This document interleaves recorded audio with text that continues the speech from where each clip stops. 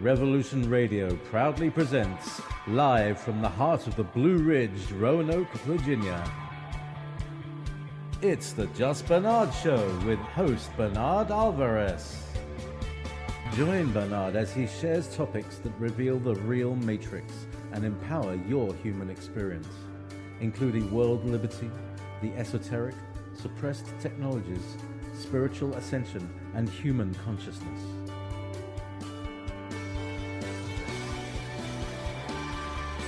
Humanity has awakened, and our time has come to realize our full potential.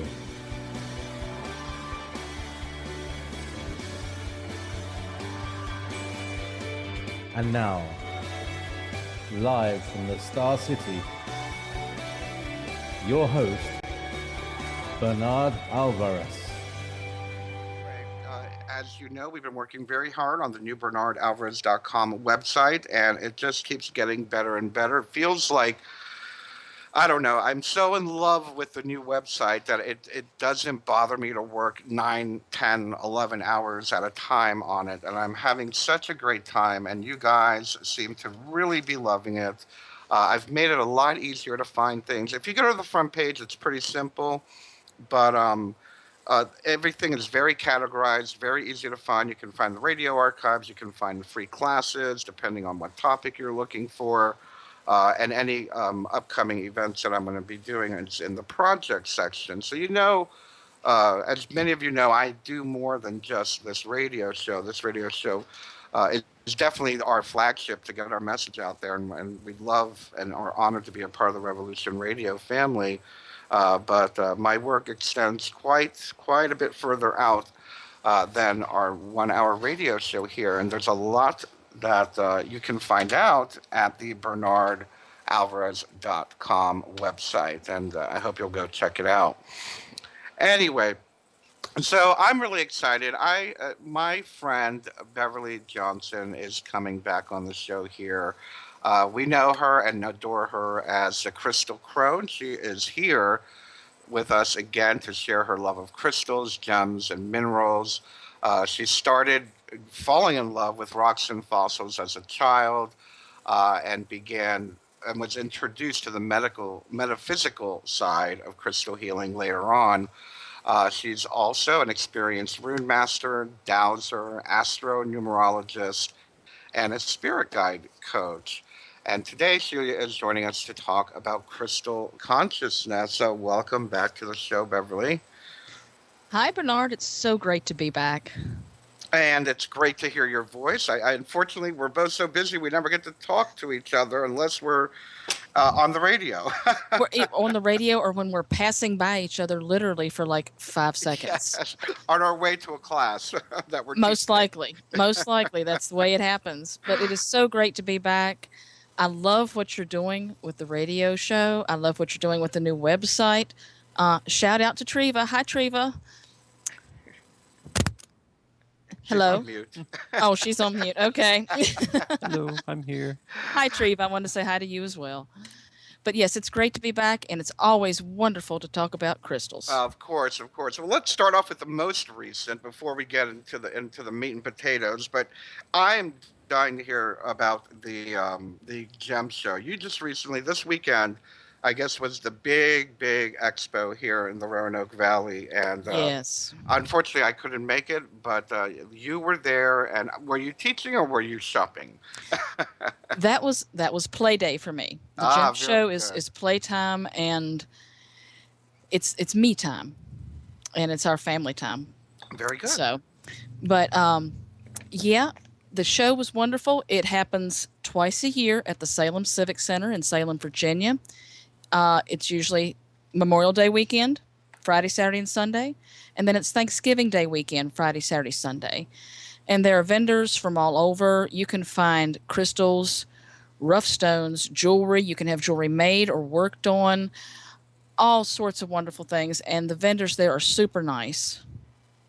Super nice. Now, do they have anybody there like you that instructs people on how to use them, or is it strictly just the retail aspect of it? It's strictly just the retail aspect. Okay. You get a good mix when you go in there of the ones that are hardcore rock hounds geology minded, Nice. and the metaphysical as well. Very cool. And I guess it would be nice if they had a little bit of both. It would be. I'm not sure to that extent that I would say they're ready for all the Yeah, metaphysical. I was just thinking that. I'm like, I don't know if we're allowed to talk about anything beyond geological in the Bible Belt, you know? Well, that's been something to overcome most definitely, which is why I try to address both the geological and the metaphysical aspects of the rock and mineral world, because they do go hand in hand. It's very important. Yes, absolutely. Now, I want to say one thing about the gem show, because I get this question every year, numerous times after the show. Students, friends, clients, strangers will contact me.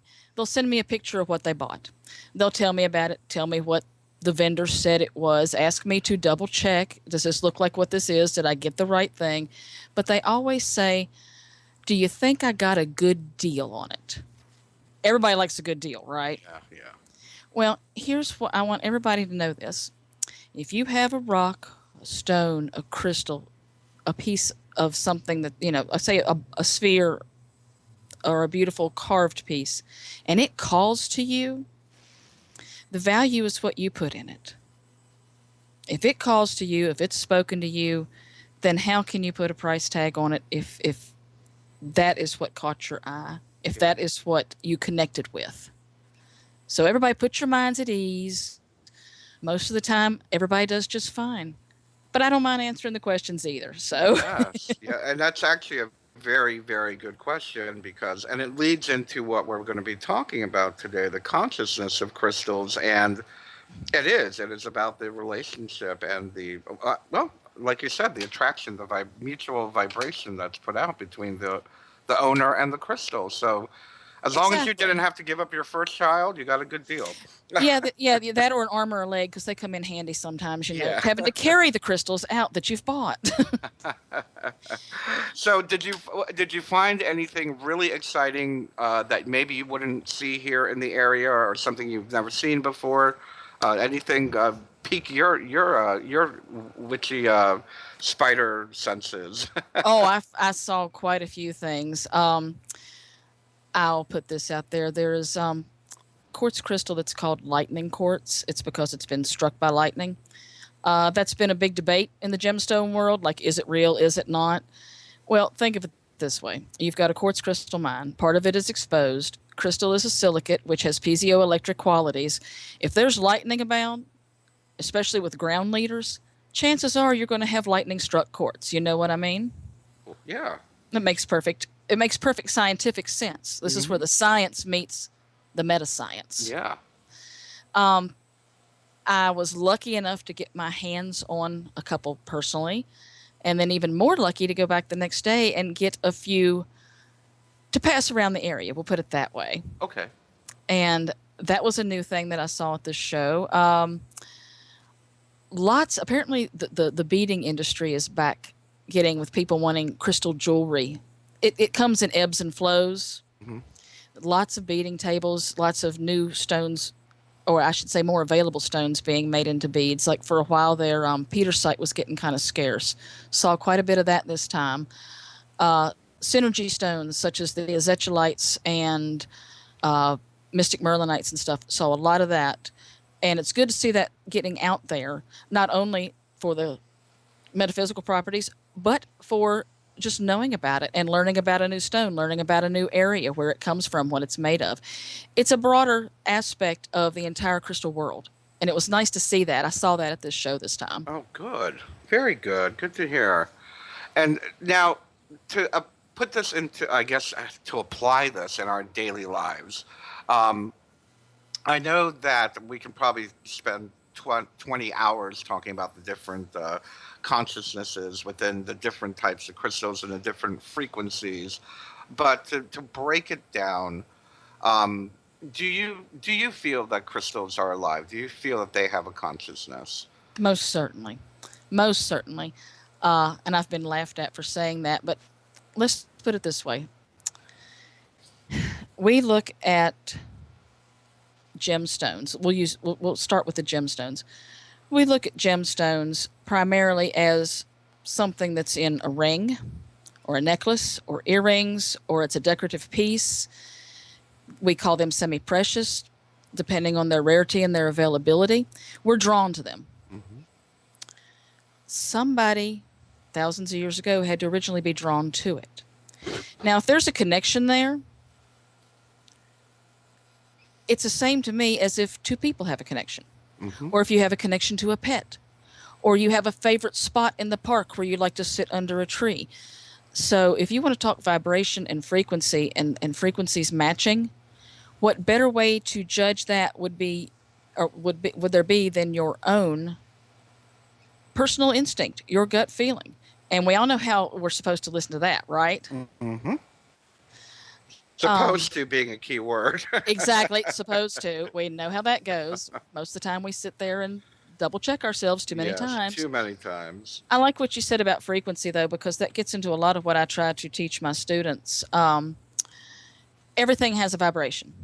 We know this. Mm-hmm. In the metaphysical world, we talk about vibration and frequency, achieving a higher vibration. In the actual physical world, we know through our basic science classes from high school, elementary school, whatever, everything has a vibration. Molecules, atoms.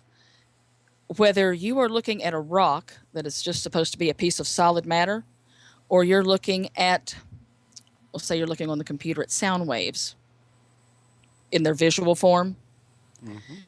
it all has to vibrate in order to exist.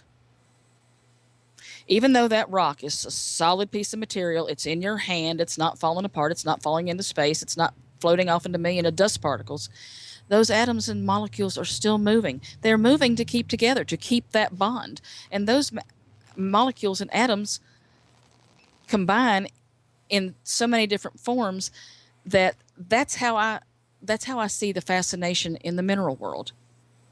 So many different forms, so many different outcomes, so many different possibilities. How is that not unlike what we consider living, breathing life in the world? To me, it's the same thing. It is the same thing. As you're saying this, I'm picturing what is it, thousands of years or however long it takes for a crystal to form and to grow. It's no different than a tree. It's just that a tree, you can see it much quicker, whereas, the life of the crystal, it takes much longer, that's all. Exactly. It takes much longer. Look at cave formation and cave structure. We're lucky here locally, we've got Dixie Caverns. Mm-hmm. Think of how many water drops it takes to make those stalactites and stalagmites. Then those water drops, which have their own atomic structure, bring the minerals that then combine and create. So how is that not alive? We need water to live. We need minerals to live. The amount of minerals that are in the human body alone, we take our daily vitamins, right? Oh, we sure do. Vitamins are not only vitamins like vitamin C, they're vitamins and minerals, iron, calcium, just those two alone. Mm-hmm. But by the same token, I do want to make sure I say too much of certain minerals can be harmful to the human body or to even the earth if it's too much in one place. Mm-hmm. Look at what too much uranium can do. Oh, yeah. So when people ask me if rocks are alive, certainly they are. Do they think? That's something I continually ponder because there are times. Well, the gym show was a perfect example of that. I walked past the table 2 or 3 times, and it was like, you get that tick. There's something there you want to go see. What reached out to me? Was it my knowing, or was it that crystal saying, hey, come see me, see me. I want to go home with you. It's all a matter of perspective when it comes to that and the individual's acceptance of what they connect with. It's such an individual thing that it's hard to pin down unless you sit and have a one-on-one talk such as we are doing right now. Yeah. And, it just, for me, it goes on to the idea that in any metaphysical and or spiritual and even religious a belief system, we believe that there is some form of consciousness that created all life, that there is consciousness that created you, that created the trees, that created the rivers, and therefore there must be some, of course, some consciousness that created the crystals. But what is that consciousness, and why does why do you have brown hair and I have blonde hair, or why do they have blue eyes and why is that flower pink? There's a specific individual frequency and consciousness attributed to everything on the planet, and of course that includes crystals. Exactly. Let me put an example out here about differences, and I'm going to use an example of calcite. Fairly common mineral, grows in many places, but it grows in so many different forms. First, let's talk color. Talk about people and their individual traits. Here's calcite. It is a mineral. It is a rock. It can come in multiple colors. It can come in red, blue, green, honey-colored, yellow, kind of a purpley color, clear, or white, or gray, or even sand-colored. Some calcite forms in big blocks. Some forms in a more nodular way. There's a type of calcite called dogtooth calcite. Each individual color, each individual style, they have their own makeup. They have their own energetic properties. So you could say they have their own personality. Yeah. Just like people. Just like pets. Just like four-legged, two-legged, six-legged, and eight-legged creatures all over this one big rock that we all live on. People say it's just a rock, and I look at them and say, if it's just a rock, you better take better care of the one we're living on because it's all connected. Yes. It's all connected. If it weren't for rocks, we wouldn't have water tables, and we need water to survive.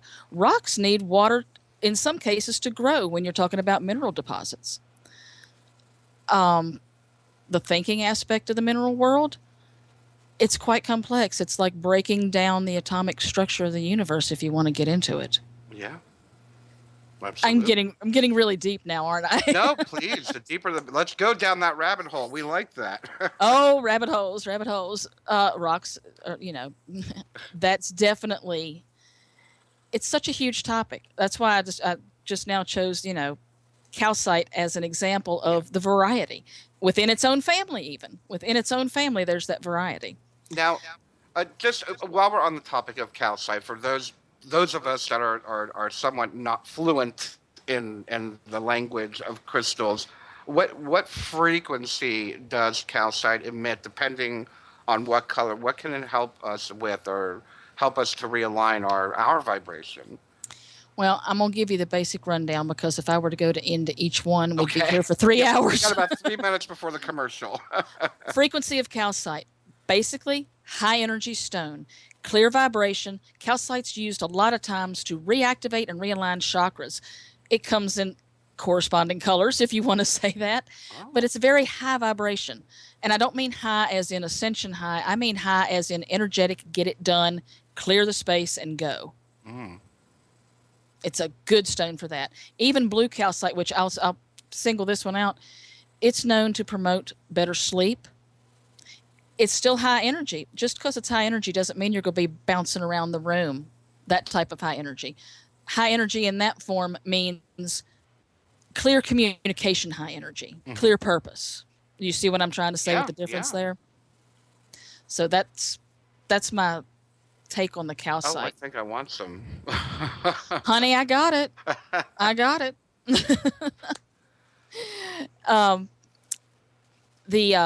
I told you there's a calcite called dogtooth calcite. It looks like teeth, pointed triangular teeth when it grows. Mm-hmm. That is really good. And think about a tooth point here.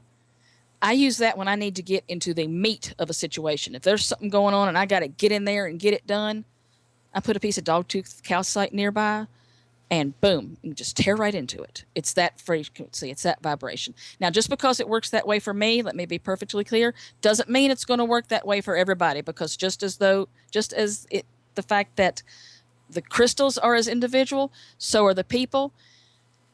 Nobody does the same thing the same way. Absolutely. And people forget that. Yes, they do. And it's funny because it's almost like a great example. Someone mentioned this to me the other day about how we were talking about metaphysical experiences or paranormal experiences and how we all have these aha moments, these awakening moments.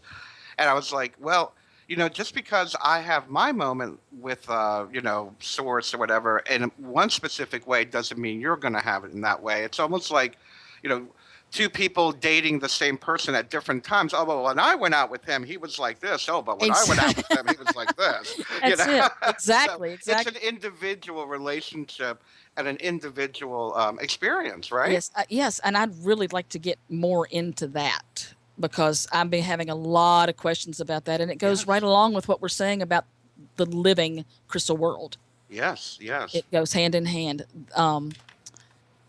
That is a huge topic that really needs to be opened up and discussed, especially I've noticed locally. I'm getting more and more questions like that and more people coming to me saying, well, my friend gave me this piece of amethyst because it was supposed to do this, but yet I've been doing this and it's not working. Why? What am I doing wrong? It's not a matter of what people are doing wrong. It's a matter of finding what your vibration matches with what crystal to work with. That's where it gets very individual. You can't, it's like, would you go to the store? Would you go to the pharmacy? And you say you didn't have to have a prescription and say, well, I've got an infection in my big toe and my friend told me to get such and such and so, but that was for, say, a headache. Right. Would you go get that for infection in your big toe? It's individual, and people forget that, and they want a quick fix, and there's more to it than that. I'm sure there is, absolutely. And we're coming up on a commercial in just a few seconds. Beverly, you teach workshops locally, mostly at a little bit hippie here in Roanoke, in downtown Roanoke, or not downtown, but Tower Shopping Center. The Tower Shopping Center. So if anybody's listening that's in the Roanoke Valley, keep an eye out for a little bit hippie. You have one coming up or planning one, aren't you? I'm going to be planning one. I teach down there. I do private tutoring. I just graduated my first 4 apprentices in crystal energy work. And they are lovely ladies, and they did such a fine job. And I'm getting ready to start a new set on that. Put the word out there. Wonderful. Great. Well, we'll be right back.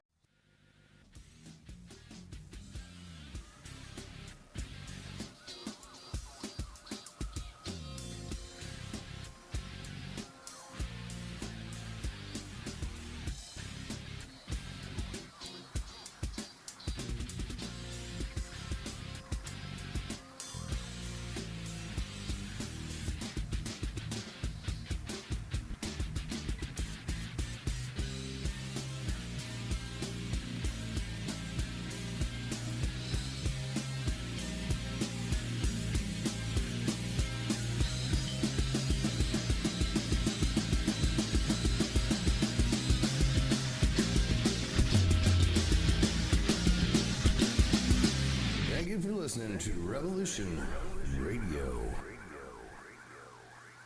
Tune in Tuesdays at 12 noon Eastern on Studio A to hear Tammy Adams share her knowledge of an unknown realm on Talking with Your Angels. Join Tammy as she uncovers hidden secrets about the spiritual world of angels, ghosts, and other entities that have been with us longer than we know. Tammy is a psychic, a teacher, spiritual coach, a leader in her field, and will be sharing her information and stories with you. So join us on Tuesdays at noon on Studio A. With Tammy's guidance, you'll find out who has been watching over you from the other side, and soon you will be talking with your angels.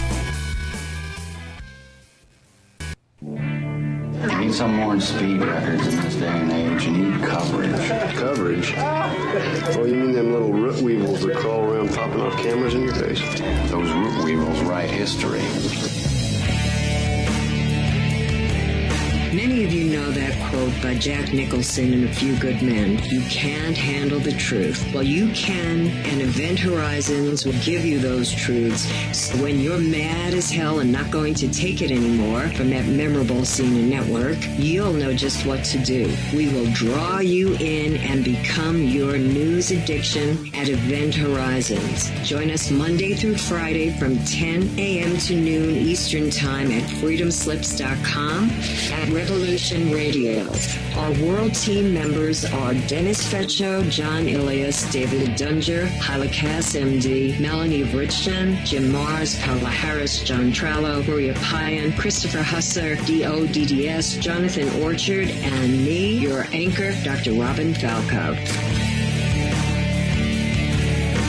If you decide not to volunteer, it will not be held against you in any way. Sounds dangerous. It is. Very dangerous. Count me in. And that's right here at Revolution Radio, freedomslips.com, where information never sleeps. This is the people's war. It is our war. We are the fighters. Fight it then. Fight it with all that is in us. And may God defend the right. Warning! Warning! We gotta stop them! They're gonna kill us all! See how the trouble you've started? Be they the government, be they industry, be they organized labor, be they anyone, or human beings. Time when the operation of the machine becomes so odious, makes you so sick at heart that you can't take part. You can't even passively take part. And you've got to put your bodies upon the gears and upon the wheels, upon the levers, upon all the apparatus, and you've got to make it stop. And you've got to indicate to the people who run it, to the people who own it, that unless you're free, the machine will be prevented from working at all. Revolution Radio at freedomslips.com, the #1 listener-supported talk radio station, throwing ourselves upon the gears of the machine. Revolution Radio, where information never sleeps. You called down the thunder, well now you got it. Right! You tell them I'm coming! And hell's coming with me, you hear? Hell's coming with me! Revolution Radio!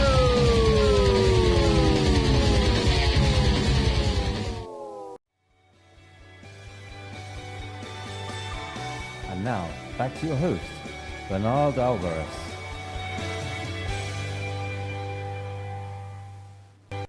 And welcome back to the Just Bernard Show here on Revolution Radio at freedomslips.com. We are the world's #1 listener-supported radio station. So please remember to keep supporting and make a donation at freedomslips.com. You keep all these shows going as well as my show. So let's get back to that. With that, Beverly, I have a question. We were talking about the individual relationship with stones, and I'm sure we can go into a lot more about it. But let's say I'm not very crystal fluent. I know that some stones are I feel more from other stones than I do maybe another. Like I really feel hematite. I really feel tiger's eye for some reason. They really align with me. But let's say I'm new to crystals. I'm trying to start working with them. It's like, it's like giving maybe I should say, maybe it's like giving a grandmother a brand new computer and putting it on their lap. And they're like, what do I do with this? So, it's like, I have a lot of crystals. those. You give me a handful of crystals and I'm going to look at them and I'm going to be like, well, what do I do with them? How can we, let's say those of us that are interested in developing our crystal consciousness, what do you do to connect with a crystal? What do you do to get to know it, to develop a relationship with it? Oh, wow. Okay. Well, I'm going to use you as an example. Okay. you just said you connect with hematite. Yeah, love it. Let's say you have just come to me. I'm set up at with the crystals and stuff, and you're telling me what you just told me about. I connect with hematite, tiger eye, but you're not sure why. They just really stand out to you, right? Mm-hmm. I'm going to ask this: when you connect with hematite, how do you feel? What feeling do you get when you, I don't know if you have like a hematite ring you wear or you have it in jewelry or just have it in your pocket. What does that sensation feel like to you? What draws you to it? For me? Yes, for you. I would say for me, well, I don't know how much of it would be psychosomatic, but I will say I've reached out to hematite because someone told me it would help ground me. Exactly. And that my lower chakras were all locked up, and I was living up in my head, and I needed to bring myself down. So they suggested hematite, and I felt it immediately. It was almost, I felt heavy, but in a good way heavy, like I just had a big meal heavy, you know? Sit back comfortable sort of Yes, heavy, right? you know, sit back in the recliner and give me the remote heavy. Okay, so very comfortable feeling, I guess, is the word I'm looking for. When it comes, and I'm using this as an example to get into the meat of this, when it comes to hematite, it is a very grounding stone. There are some people that can't be near it because it grounds them so much, they turn into lumps. Mm-hmm, mm-hmm. I recently went through that with a client of mine who had been told the same thing you were. And the first thing that client did was reach out to the hematite, and literally that person was like, I can't be near it. It's too grounding. All I want to do is sit and stare at the wall. This is where I'm talking about when it comes to the personal aspects. Now, you resonated very well with it. It felt good to you. You were able to continue in a more grounded fashion. Mm-hmm. Okay. Very let's say you had a different reaction, like, oh, this is just so heavy, and I don't know, I feel like I don't have any energy now. This is too much. That's when I say you need to back it up a notch. You need to look for a different grounding stone, and there are many. And it depends on what type of grounding do you want. Do you want grounding in the area of I need to keep myself focused? Do you want grounding as far as a protective sort of grounding, and you and I both know what that means? Mm-hmm. Or do you want grounding just so you don't feel like a lot of people, when they get wound up and they're into their work, and it's like they get so caught up in their own whirlwind, next thing you know, they don't know which way they're going. Mm-hmm. So there's different types. So you asked me about, how to begin to work with. It's very simple. When someone points out something, or you become attracted to, say, the hematite, mm-hmm. and you take it from there. That's your first step, is literally making a note for yourself how it makes you feel. Mm. Now, let's say you wouldn't know about the other grounding stones, so then you're totally lost. Let's say you had that adverse effect to the hematite. You're totally lost. You don't know what to do. First thing I tell people to do is get a good book, but no matter what the book, no matter what the teacher, myself included, what they say, what their experience is not yours. Right. So you need to get into it. You need to find a good teacher. I would prefer a teacher over books. Teachers are hard to find. Mm-hmm, mm-hmm. I know I spent years being not only self-taught, and there was a lot of up and downs with that. I had to go through it without the teachers because there were none in the area.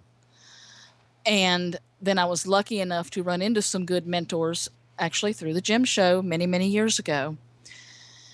And it's a matter of using yourself as a guide to see how it reacts, and comparing that to what you just read in that new book that you bought that has all the crystals listed.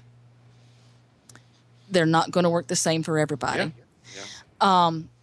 Beverly, while we're on that topic, I don't mean to interrupt you, but a lot of people that I know that are getting involved in the crystals, just in the beginning, they really seem to be drawn to Cunningham's book. Have you seen that one? Oh, yes, one of my very first ones, Crystal Gem and Metal Magic. Yes, and they seem to really like that book. Is that a good starting place? Yes. Okay. Cunningham's book is an excellent starting place. Any of Judy Hall's books for reference for the properties of the crystals, they are all excellent.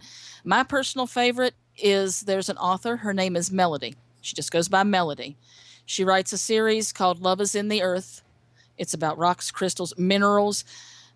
She has one book that's like her ultimate compilation. It's like 1,500 pages. It's the size of one of those huge, big, old family Bibles. You know what I'm talking about? Mm-hmm. The type, if you drop it, you could cause an earthquake. Right. Yeah. And she breaks it down most excellently, and she has smaller books as well. But and I will reiterate, starting with a book is good. Once you've read that, don't just take it at its word, because just because that author tells you that doesn't mean it's going to work that way for you. Find a teacher. Find someone you can talk to. Find someone else who's as interested as you are, and you two work together in tandem. Grab a basic grab yourself a basic beginner set of stones. Most people who are in the field, such as myself, will offer such things. Here's your beginner set of stones. It's usually anywhere from 12 to 15 stones that are common, that are easy to find, that are adequately priced, so you're not going out spending $300 on a diamond or something. Exactly. And look for someone that's going to be there for backup for you, whether it's a friend, whether it's a mentor, whether it's a teacher. Mm-hmm. And sit down and go through it like that.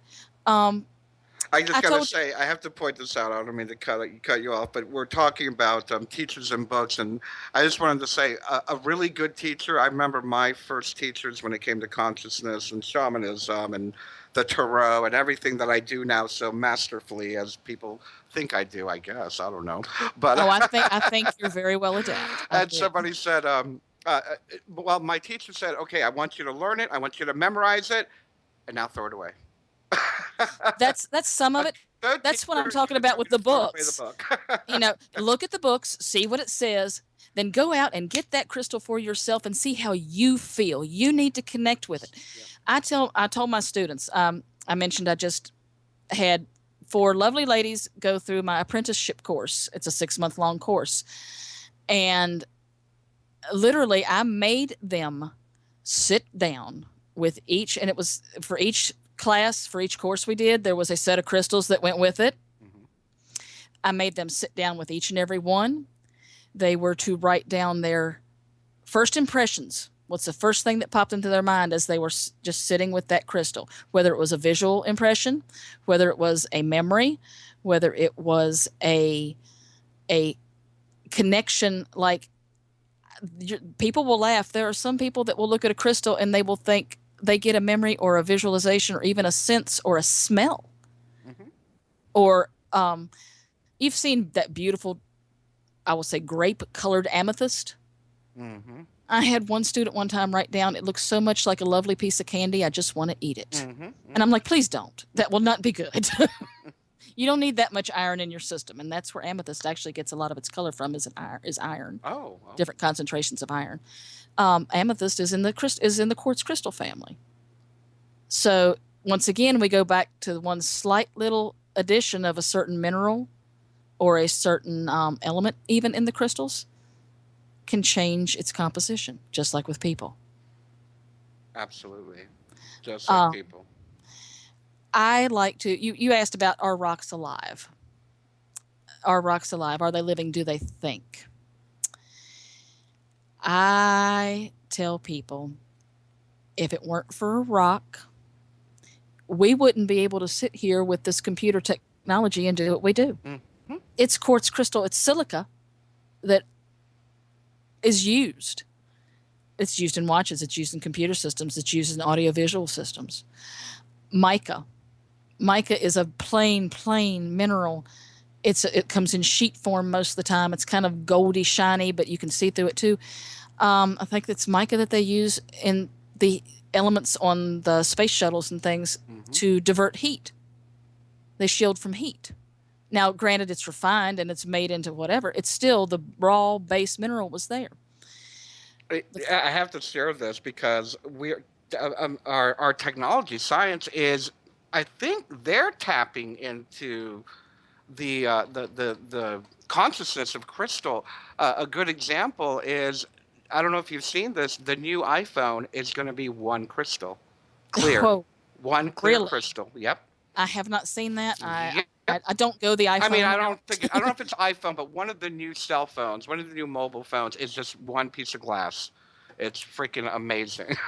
I would be scared of that, honestly. Talk about a lightning rod right there.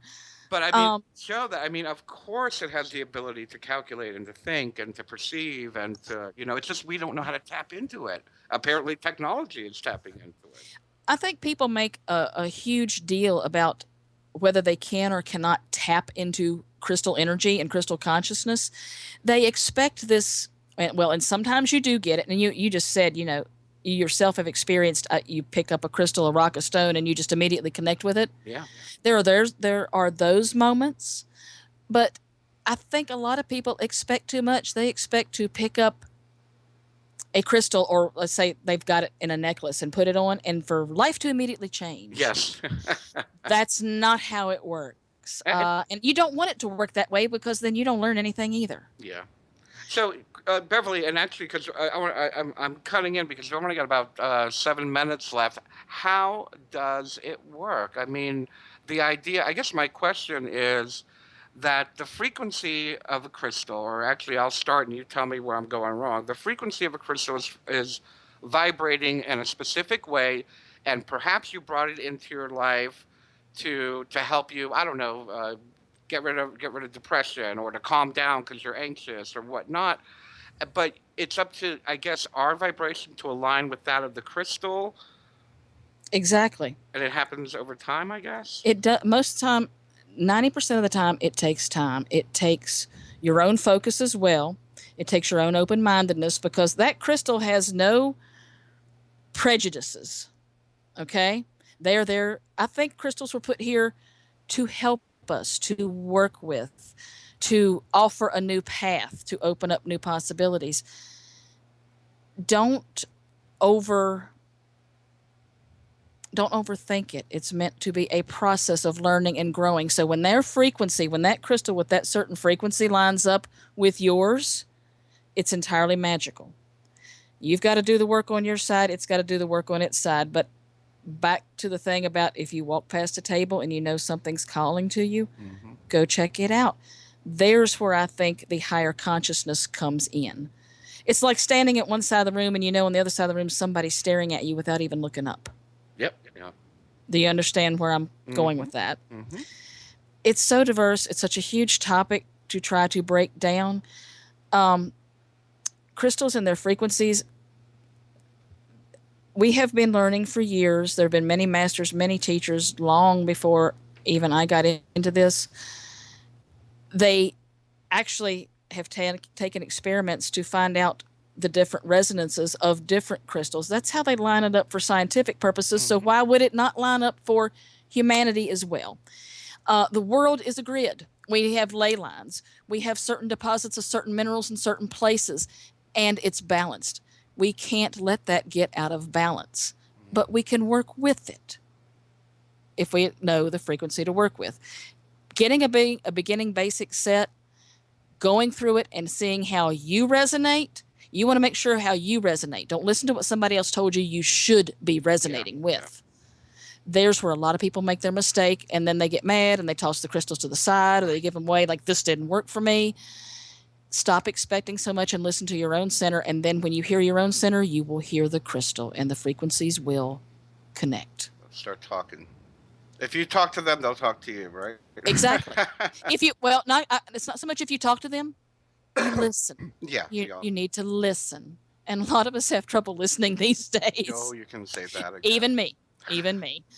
And now, Beverly, just to hopefully we get enough time to do this, what about the opposite? In the sense of what happens when a crystal's frequency is overtaken by, let's say, too much drama in the house? Does that happen? And yes, how it can does. we tell when it happens? I'll give you an example. That crystal you gave me a year ago, I love it so much, I'm afraid to mess with it. I don't want to ruin it. You can't ruin it. You cannot ruin it. I You cannot ruin it. a good feeling when I'm touching it, when I'm holding it, that I keep it on my shelf, and every once in a while I'll go over and I'll hold it.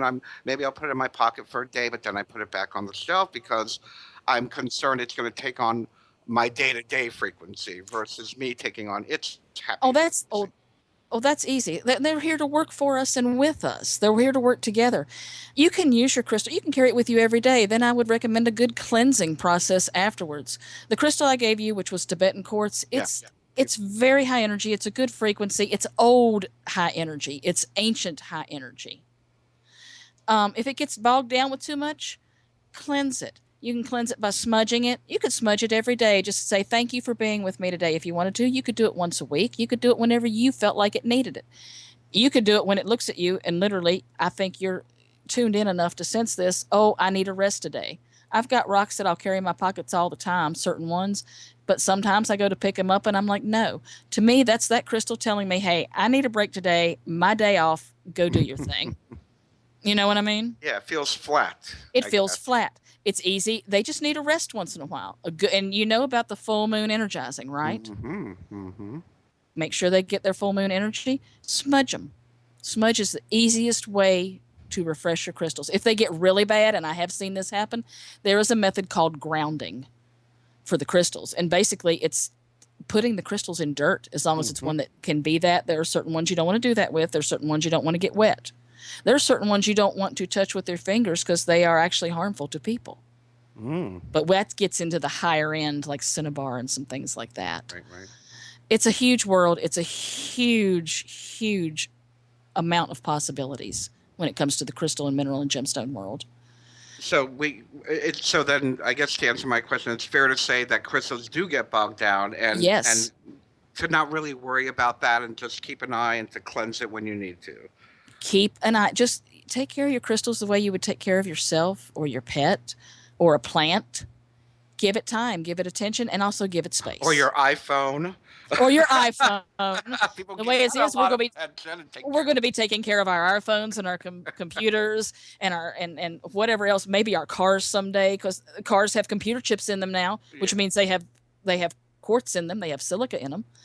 It's fascinating, and I do see where quote unquote science and metascience are starting to cross, and you're getting down now to the thing of which came first, the chicken or the egg. Yes. Are we drawn to them because they call us? Or are they drawn to us because we have made them into that? Yeah. It's a give and take, just like with any other relationship.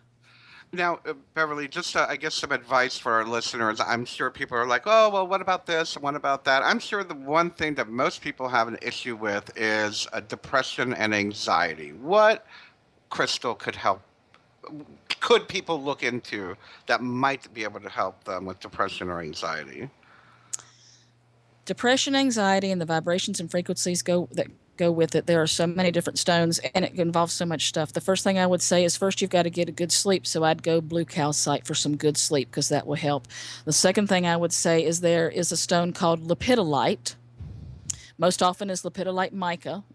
It actually has lithium in it. It's funny because lepidolite was always known as a happy stone, one that raises your emotion to a more happy level, for lack of a better word.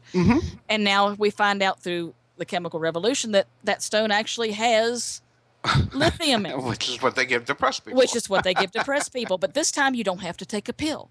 This time you can be at peace with nature. Lepidolite mica is the one I use. I recommend most for people who have depression or anxiety. Like I said, blue calcite to help them with their sleep, because sleep patterns contribute a great deal to anxiety. Yeah, we all know that. Oh yeah. And rose quartz is usually a good one, because with that usually comes some self-affirmation, some self-love, paying attention to yourself. Another great stone for that is pink pedalite, and it's great that you asked me that. I just found some at the show this past weekend. Oh, great. Some new batch. Pink pedalite's a good one. Amethyst. It sounds like that drink they give children, Pedialyte. It does, doesn't it? And it's supposed to make you better. Nourishing. It's nourishing. It's supposed to make you feel better, right? Absolutely. Very good. Well, there's so many.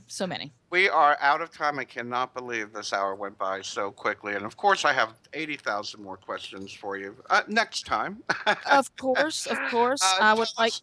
Tell us where people can get a hold of you. How can they make an appointment to talk to you or find your crystals? Or that's easy as can be. You can always find me on Facebook as the Crystal Crone. You can email me at crystalcrone@verizon.net, and I'm more than happy to start a conversation and see if I can help you. You can catch me at a Little Bit Hippie when I'm there, and I'm not only doing classes there now, I'm doing crystal energy readings, crystal energy alignments, individual tutoring that I set up through my Facebook page, individual lectures and classes, and I am available for lectures and classes like we've talked about going down to the Diversity Center. Great. Well, thank you so much, Beverly. It's been wonderful. As usual, stick around. I want to talk to you after this. Bernard, thank you so much for having me on. It was great. I enjoy your show, and you do such good work for everybody. Oh, Thank you so much. And everybody, thank you so much for listening. Next week, we are going to be talking about the Akashic Records. We'll be joined by Anne Gail Rose, and we will talk to you then. Have a great week, everyone.